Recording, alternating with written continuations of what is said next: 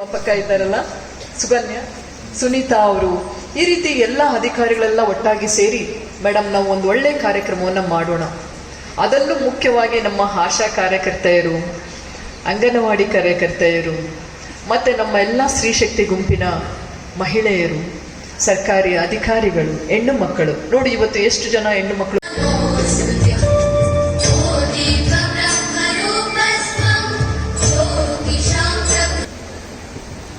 ದೀಪ ಬೆಳಗುವ ಮೂಲಕ ಮಕ್ಕಳ ಬದುಕಿನಲ್ಲಿ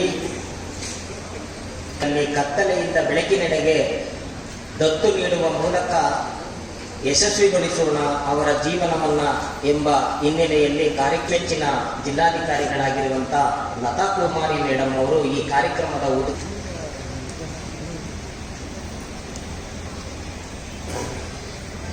ಎಲ್ಲರಿಗೂ ನಮಸ್ಕಾರ. ಇವತ್ತು ನಮ್ಮ ಹಾಸನಾಂಬ ಕಲಾ ಒಂದು ಅರ್ಥಪೂರ್ಣ ಕಾರ್ಯಕ್ರಮ. ನಮ್ಮ ಜಿಲ್ಲಾ ಮಕ್ಕಳ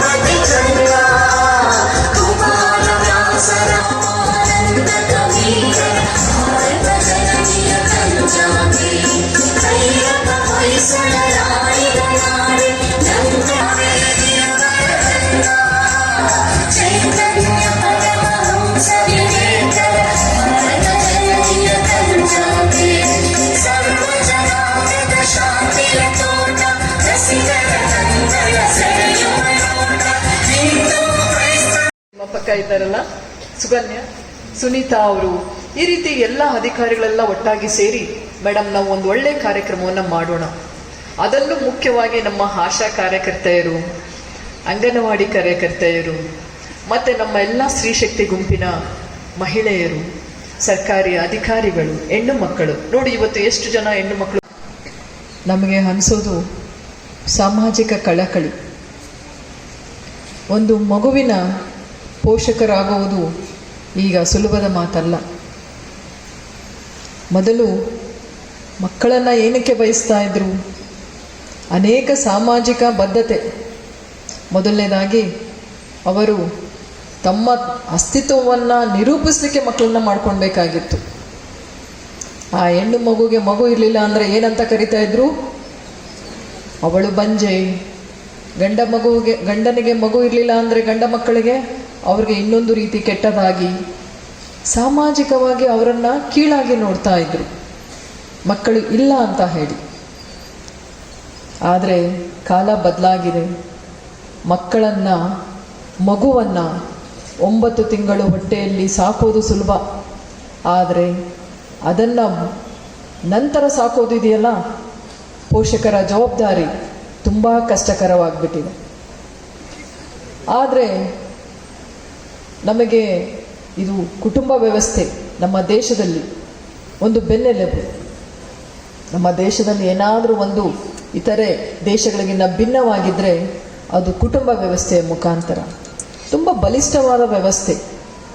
ತಂದೆ ತಾಯಿ, ಪೋಷಕರು, ಅಜ್ಜಿ ತಾತ, ಸಂಬಂಧಿಕರು, ಅನೇಕ ಸಂಬಂಧಗಳು, ಮಗುವಿನ ಜೀವನ ಪರಿಪೂರ್ಣ ಆಗ್ತಾ ಇತ್ತು.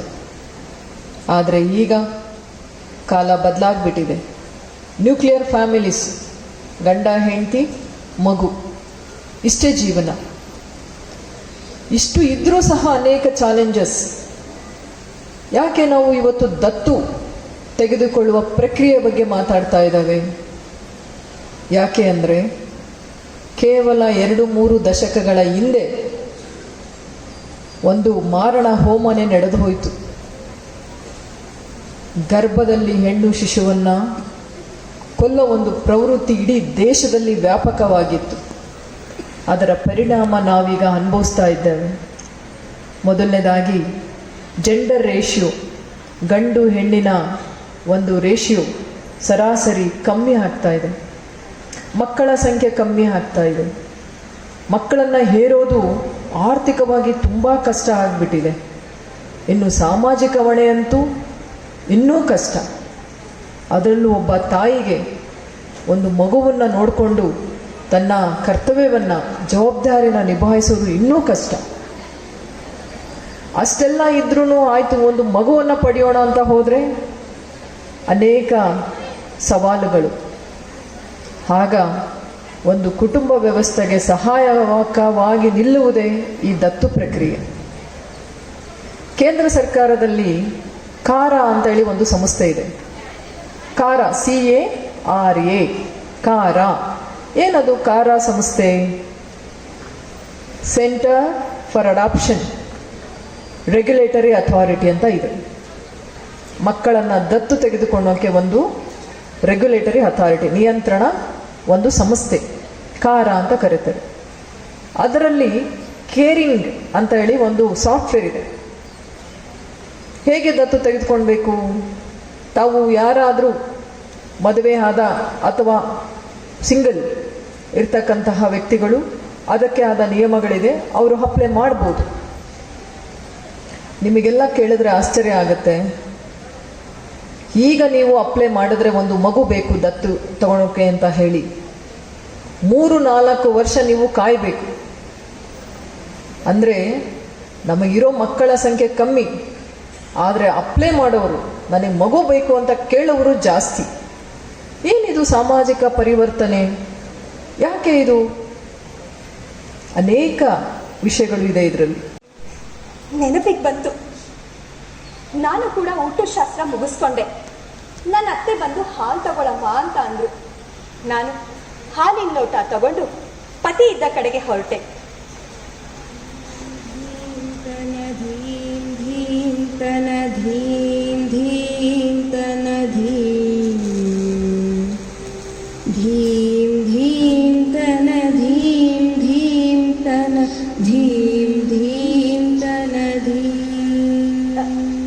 ರೀ, ಹಾಲು ತಗೊಳ್ಳಿ. ರೀ,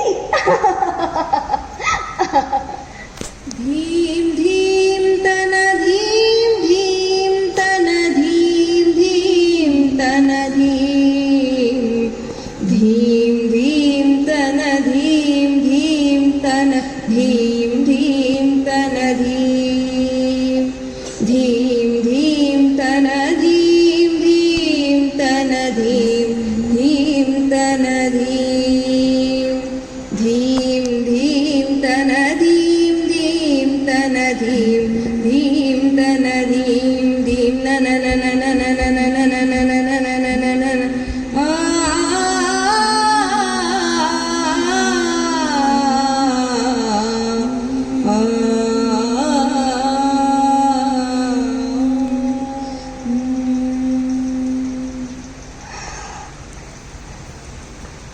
ರೀ, ನನಗೀಗ 1.5 ತಿಂಗಳು ರೀ. ಹಾ ಪುಟ್ಟು, ವೆರಿ ಗುಡ್ ಕಣೆ. ನಾನು ಈಗಲೇ ಮೆಡಿಕಲ್ ಶಾಪಿಗೆ ಹೋಗಿ ಬರ್ತೀನಿ. ಹಾಂ, ಎಕ್ಸ್ಕ್ಯೂಸ್ ಮೀ, ನಮ್ಮ ಮನೆಯವರಿಗೆ 1.5 ತಿಂಗಳು, ಜೊತೆಗೆ ಅವ್ರಿಗೆ ಸ್ವಲ್ಪ ಸುಸ್ತು ಅಂತಿದ್ದಾರೆ. ಹಾಗಾದರೆ ನೀವು ಪ್ರೆಗ್ನೆನ್ಸಿ ಟೆಸ್ಟ್ ಮಾಡಿಸಿದ್ರಾ? ಇಲ್ಲ. ಹಾಂ, ಈ ಕಿಟ್ಟನ್ನು ತಗೊಳ್ಳಿ. ಇದರಲ್ಲಿ 1 ಗೆರೆ ಬಂದರೆ ಕನ್ಫರ್ಮ್ ಅಲ್ಲ, 2 ಗೆರೆ ಬಂದರೆ ಪ್ರೆಗ್ನೆನ್ಸಿ ಕನ್ಫರ್ಮ್ ಅಂತ. ತಗೊಳ್ಳಿ, ಟೆಸ್ಟ್ ಮಾಡಕ್ಕೆ ಹೇಳಿ. ಹಾಂ, ಥ್ಯಾಂಕ್ ಯು ಸೋ ಮಚ್.